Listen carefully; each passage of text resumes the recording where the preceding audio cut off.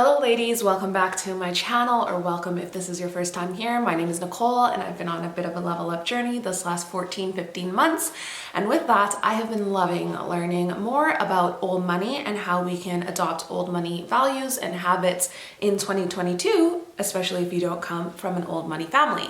So in today's video, we are going to be continuing the conversation. I created a whole series last month all about old money, but today we are going to dive deeper into the topic of old money women and education. So if that sounds like your cup of tea, I'd be so honored if you press like, let me know that this is the type of content that you are enjoying, and if you subscribe so you can join this little community and we can grow together.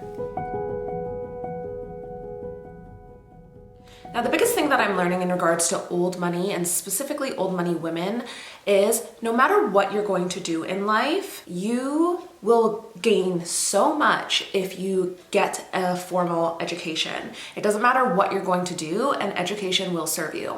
And one of the things that I'm noticing with old money women, they often don't necessarily go into a professional career. Sometimes they are working with charities or they're volunteering, but their education still serves them. I've also learned and been taking notice that a lot of old money women, especially old money women that I am observing right now in real time, they are still learning. One of the ladies that I'm going to introduce you to and kind of dissect with you later on in this series, she just mentioned on her channel how she's finishing like her master's or her PhD, and there is no reason of why she actually needs to be doing that right now. And so that's another thing that I've noticed, that old money women, they are constantly learning. And even though they're in a position of they don't need to do these things, they're still going to do it. And I think what this comes back to is, especially when it is in relation to women, is that when you study and when you're educated, you can't be manipulated or victimized in any which way, or it's a lot harder to do so.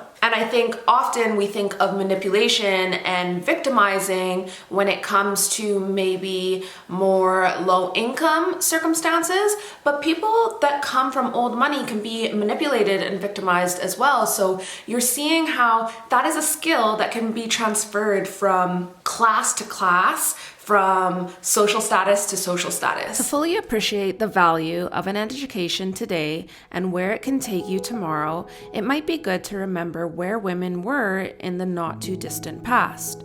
Throughout history, men have been able to maintain power over women because women have not been able to be self-sufficient. Generations of women have been denied an education, treated like property, unable to own property, excluded from financial decisions, and generally oppressed and cloistered by the men-made traditions.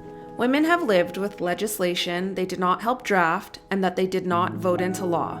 They have been marginalized, silenced, and regulated to being the bearer of children and the performer of household chores, an object of beauty and a source of pleasure, and put on a pedestal that soon resembles a cage. Women have had to fight and fight hard to be able to vote, to be able to attend schools, to work outside the home, and in decent conditions, to be paid a fair but rarely equal wage, and to be in sole possession of their own fortunes, personal and financial. What we call the modern world is, for you as a woman, largely a product of that fight.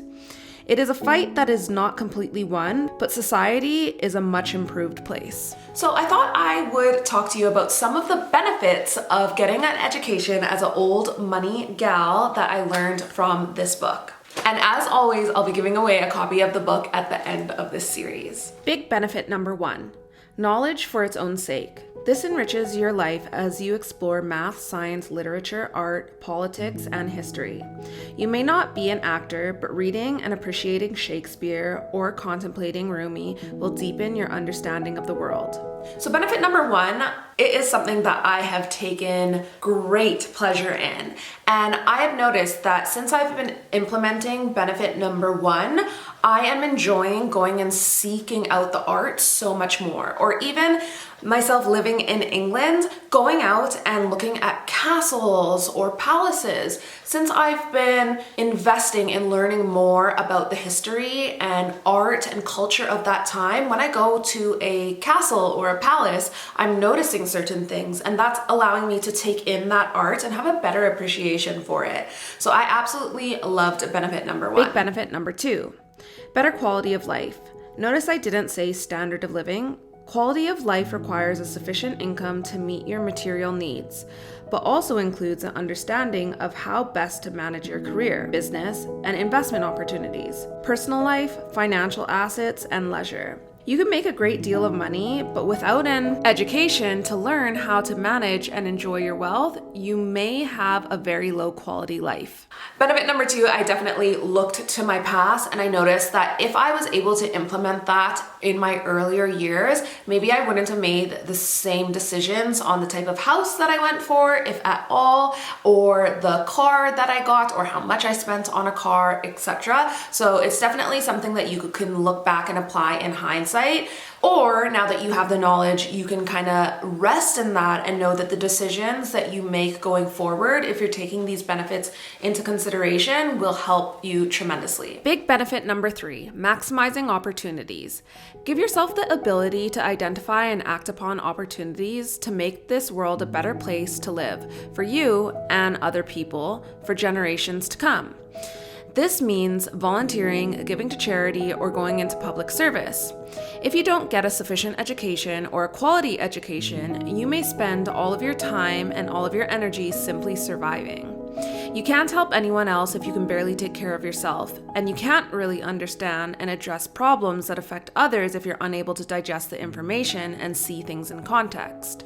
Now, benefit number 3, I definitely took stock of some of my previous volunteering experience. One specific being I was volunteering at a Christian conference, and there was a young lady there sharing her story, and she was from, I can't remember where in Africa, but she was recruited to be a child soldier, and her giving her story of some of the things that they made her do, it definitely put everything into perspective. And this conference at my church, it was like in each different room of the church, there was a different speaker, and I remember right after that I went over into another room, and there was a lady in there who does a lot of work with trafficking victims. And it was insane to hear these stories, and it put it into perspective how good of a life I had, even though it had challenges, and what other people are dealing with. And so I think that is such a great point that we have kind of focused in on in benefit number 3. Big benefit number 4, creating generational wealth. Increase your ability to leave something to your children or to the world in the form of an inheritance or legacy. Leaving a legacy gives other people more than money. It offers them options that can be life-changing for them and emotionally rewarding for you. You can facilitate social change. You can leave your mark. Consider the impact that Warren Buffett, Bill and Melinda Gates, and Jimmy and Rosalind Carter have had on the world. Follow their lead. Benefit number 4. I didn't take stock or notice of this particular benefit as much as I did until I moved to the UK. I've heard so many stories of people coming into a inheritance or some type of windfall of money, and there are people who use this money wisely and there's people that don't. And so I think it's been really interesting and beneficial for me to take notice of these situations and assess. And even though I don't think that I will personally come into a situation like this, I know that if I ever do, I'll be able to use those funds appropriately. So now I thought we could quickly go into some of the rewards of going to post-secondary. So obviously you're going to have more options in what you can be put down for. You will most likely have a higher income potential in those jobs that you are putting your name down for. But one of the things that I think would have been the best for me is that I would have gained commitment and discipline. I would have gained that skill set. I think also I would have gained the self-esteem of knowing that I can finish something and I can excel at it. I think furthermore, if I had gone and pursued a different route or road to post-secondary, I would have a little bit more of a technical experience that could have championed me a little bit more in my career now. Last but not least, I think one of the biggest rewards of going to post-secondary and sticking it out is understanding the competence gives you confidence. And the more competence that you get at the role that you've chosen to go into, it's gonna be hard in the beginning. And I think there's something called the Dunning-Kruger effect that if you haven't looked into it, I totally would. It tells you the highs and the lows of when you start something new to when you're feeling unsure of yourself because maybe you're not excelling at it the way that you thought you would. But if you stick with it, you end up feeling competent, and then that gives you the confidence. And so I think people that do stick out their post-secondary, whether they stick with that career or not, they don't realize there's many benefits that they are acquiring when they go and stick it out. Never mind, we didn't even talk about the social circle that you may gain or the social network that you may gain when you immerse yourself in the circles of your career and your profession.